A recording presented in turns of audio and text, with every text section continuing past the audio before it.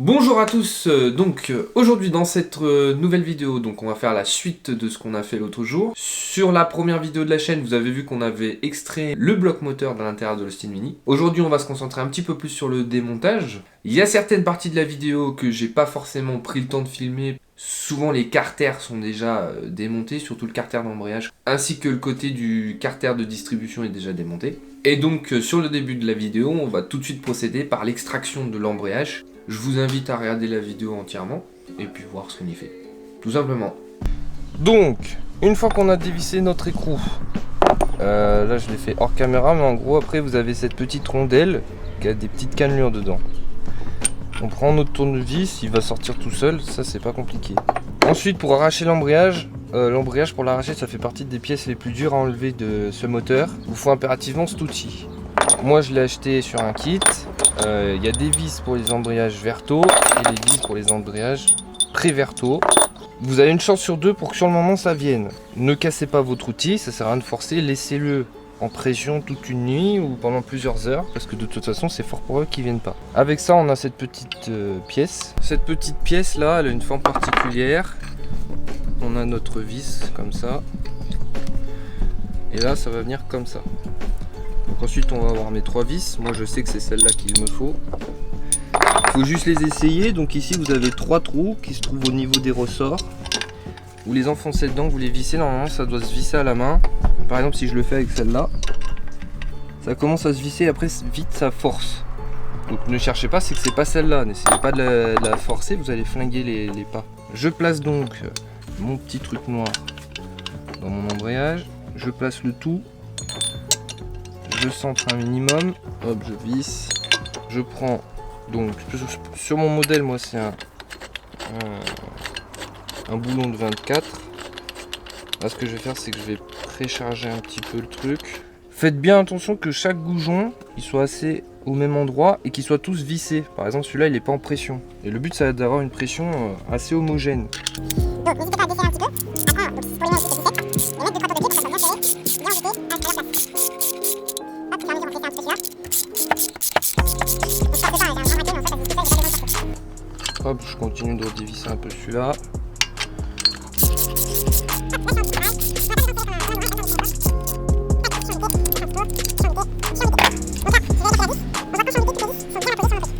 Mon disque est plutôt centré. Je vais donc pouvoir prendre ma douille de 24, mon gros cliquet et commencer à mettre de la pression dedans. Donc évidemment votre vilebrequin il va venir avec vous. Ça paraissait logique. Yep, de biche. Qui est bleu à peu près comme ça.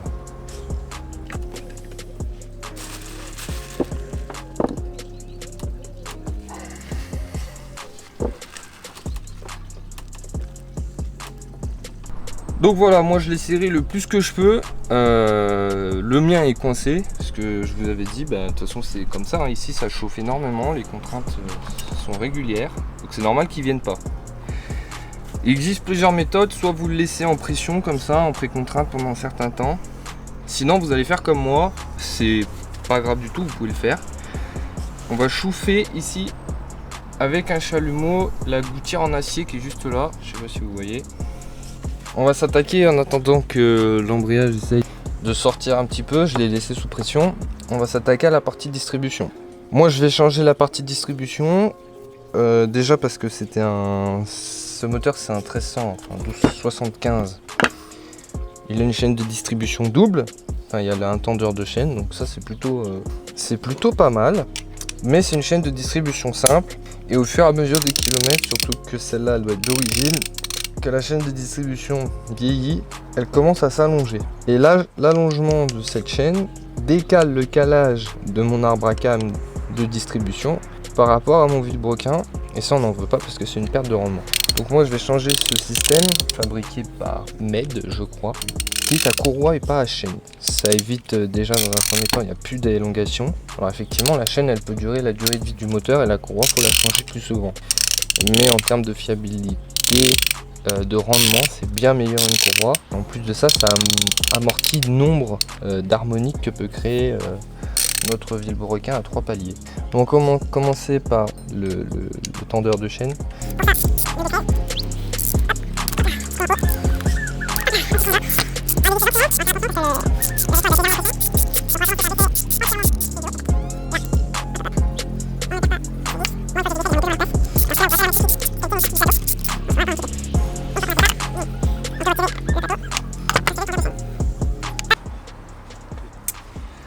Donc, une fois qu'on a retiré ça, on peut observer. Hein. Ici, on a deux méchantes, on les voit bien, on a deux méchantes rainures dans la paterne du tendeur de chaîne. C'est une usure normale, hein, si elle est d'origine. Une fois qu'on a fait ça, on va pouvoir retirer cette petite languette. Une fois qu'on a fait ça, on va pouvoir desserrer cet écrou ici. Alors, ce qu'on va faire, c'est que pour ça, il va falloir une douille de 34. La même accessoirement qui sert à desserrer le damper. La même accessoirement qui sert à desserrer les écrous de cardan. Voilà. Donc, on va la mettre ici. On va se positionner. Alors, ça m'énerve. Voilà. On va venir se positionner dessus.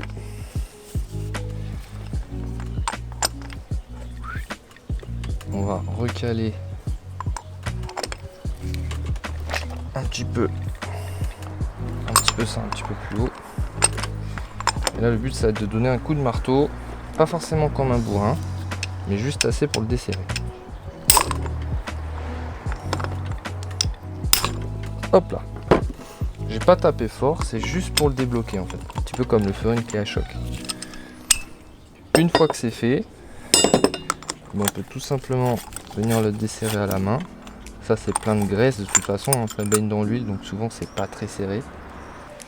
Avec un extracteur. J'en ai un, je vais sûrement pas m'en priver.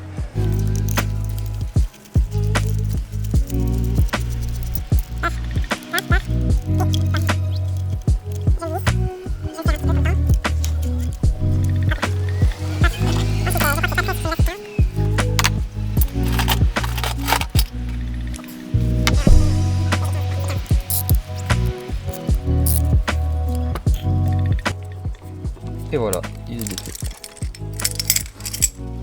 Même pas besoin de forcer. Alors ça c'est la petite solution. Dedans ici il y a le filetage pour le damper. Et dedans il y a une petite encolure pour éviter de flinguer le filetage. Parce que là, ça c'est le vilebrequin directement. Donc à moins que vous voulez changer un vilebrequin, je vous conseille de faire attention au filetage.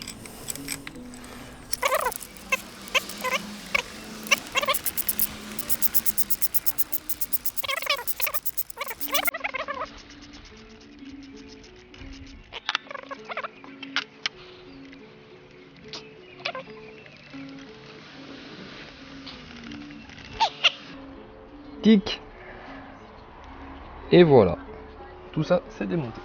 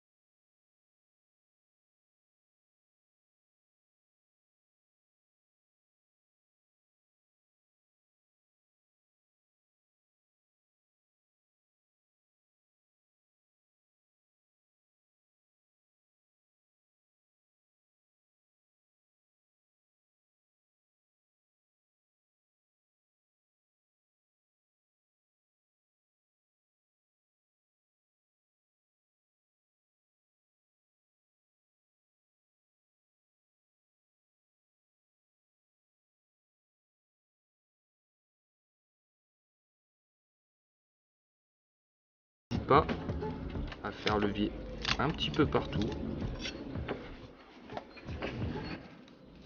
Hop, on glisse notre tournevis. Tranquillement, on peut venir retirer.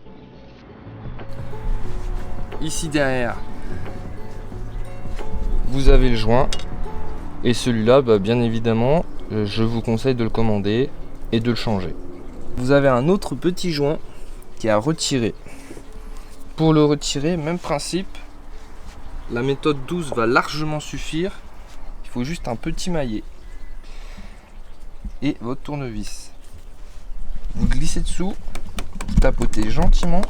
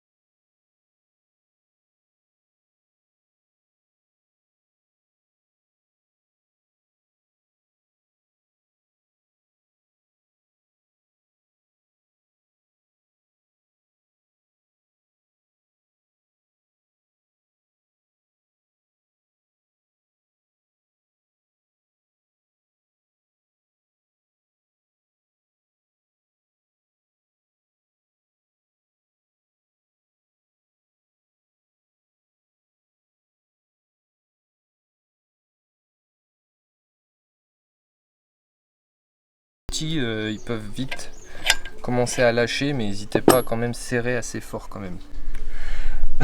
Donc voilà, l'embrayage est sorti. Alors, on s'est fait une belle frayeur. Pourquoi? Bah parce qu'on l'a mis en pression. Voilà, là je vous dis, il vient de sortir d'un seul coup. Genre, tout est, j'ai rien touché, j'ai laissé comme c'est sorti. Ça a pété d'un seul coup. Donc forcément, quand j'ai chauffé, ça a fini de le décoller. Et il est sorti d'un seul coup. Donc faites attention quand vous mettez de la pression. Au bout d'un moment ça peut sortir, mais là ça a pété sec, hein. Donc faites attention à vous quand même. Voilà, donc on a réussi à sortir l'embrayage. 2-3 petits coups de chauffe. Hop. Tac. Une fois que tout est démonté, vous allez pouvoir tout défaire. Et après c'est là que ça va se passer. Donc on va pouvoir mettre un petit coup de nettoyage, dévisser les vis qui sont sur le carter. Là on a une petite bague, donc la petite bague en plastique, vous aurez qu'à prendre le petit tournevis et toujours dans la délicatesse, hop, pousser tranquillement, vous voyez je force même pas, elle sort toute seule. On dévissera le carter et ensuite on séparera le bloc moteur de notre boîte de vitesse pour accéder aux joints, tout ce qu'on a besoin. Et voilà. Donc pour les petites explications, ici vous avez la sortie de votre vilebrequin. Donc celle-ci, quand votre moteur tourne, et ben elle tourne aussi. Elle est un petit peu dure parce que voilà, c'est lié au niveau. Ici vous avez votre embrayage et ici la couronne dentelée. Il y a 2 roues dentées qui relient tout ça à la boîte de vitesse. Donc ici cette couronne dentelée qui est là, c'est la boîte de vitesse. Donc quand on voit, quand je la tourne, hop, ça fait tourner mon différentiel et donc mon arme. Donc c'est comme ça que fonctionne l'embrayage. Il lie progressivement cette partie là et cet axe là. Donc là on a dévissé toute notre petite tas de vis. On va pouvoir retirer le carter. Donc comme vous pouvez le voir, elles ont bien pas toutes la même taille, donc faites attention. Il reste de l'huile, c'est très fort probable. Donc un petit peu comme tout à l'heure, on va refaire la même technique, petit maillet.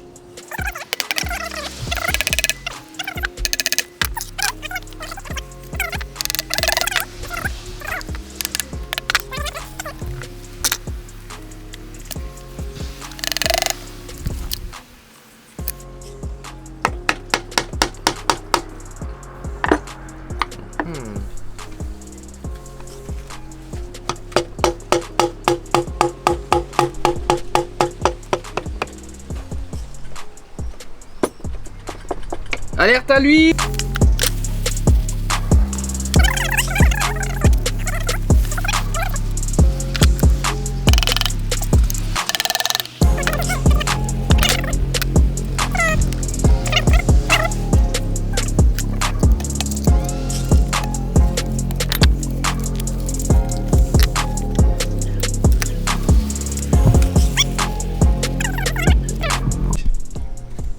copie du vilebrequin, le roulement qui tient tout ça. Là ici vous avez un autre roulement, donc il faut y faire attention. Là vous avez un petit goujon qui parfois c'est celui-là qui peut vous embêter un petit peu, vous voyez il est un petit peu oxydé, et en bas vous en avez un autre, enfin celui-là là il est sur la boîte, il est sur le carter ici. Tout simplement, donc après nettoyage, nous on va changer ce joint en carton vieillot, et voilà. Donc ici vous avez la suite d'engrenages qui ramène donc jusqu'à la boîte de vitesse, donc ici c'est l'entrée de l'arbre primaire de la boîte de vitesse. Faire attention au roulement. Ici vous avez la pompe à huile. Donc oui, c'est pas très pratique sur ce modèle quand on veut changer notre pompe à huile, changer le filtre, le joint de pompe à huile.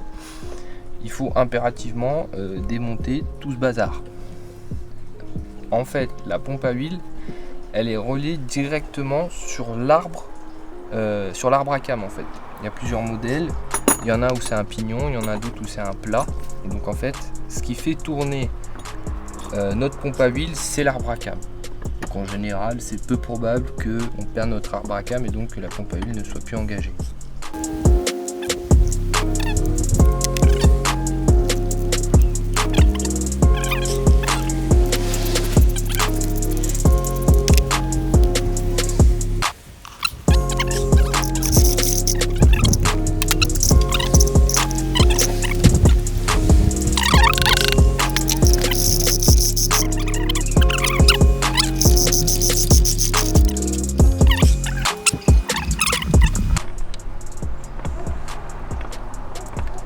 Tout est présent et tout fonctionne parfaitement bien. Donc, nous ce qui nous intéresse, donc ici on a notre vilebrequin, nos pistons. Nous notre but c'est d'avoir accès au poussoir et à l'arbre à cam. Donc pour ce faire, il va d'abord falloir qu'on mette notre vilebrequin avec les manetons pour que les deux pistons du bas, les deux pistons du milieu ou les deux pistons extérieurs soient à leur point mort haut pour pouvoir accéder à nos poussoirs. Ensuite, de ce fait, on va pouvoir retirer ici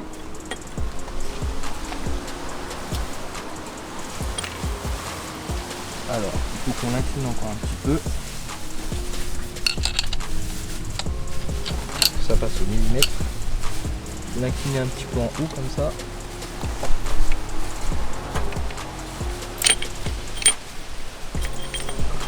Voilà, on va pouvoir retirer de ce fait la tige qui fait fonctionner la tête d'allumeur. Cette vis là on est obligé de l'enlever, elle est dentelée et ici vient se fixer la tête d'allumeur. Ensuite, on va faire un tour à notre arbre à cam pour qu'on puisse pousser tous les poussoirs au maximum. Une fois que tout ça a été fait, on va pouvoir revenir tranquillement tirer notre arbre à cam. Alors on va faire attention, c'est pas un palier qui reste.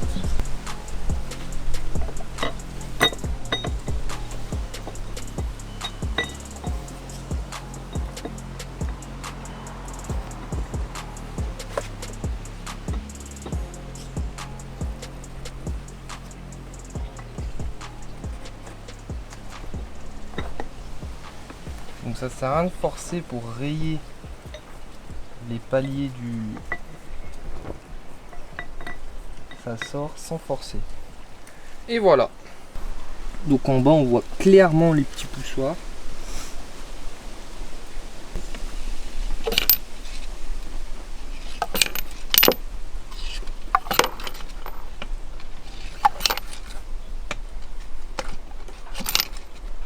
Hop.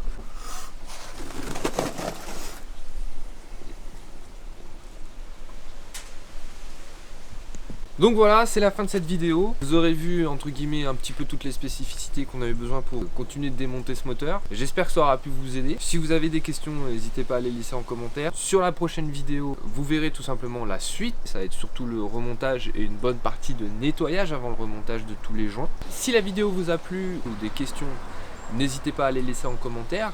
Et donc je vous dis à la prochaine pour une nouvelle vidéo.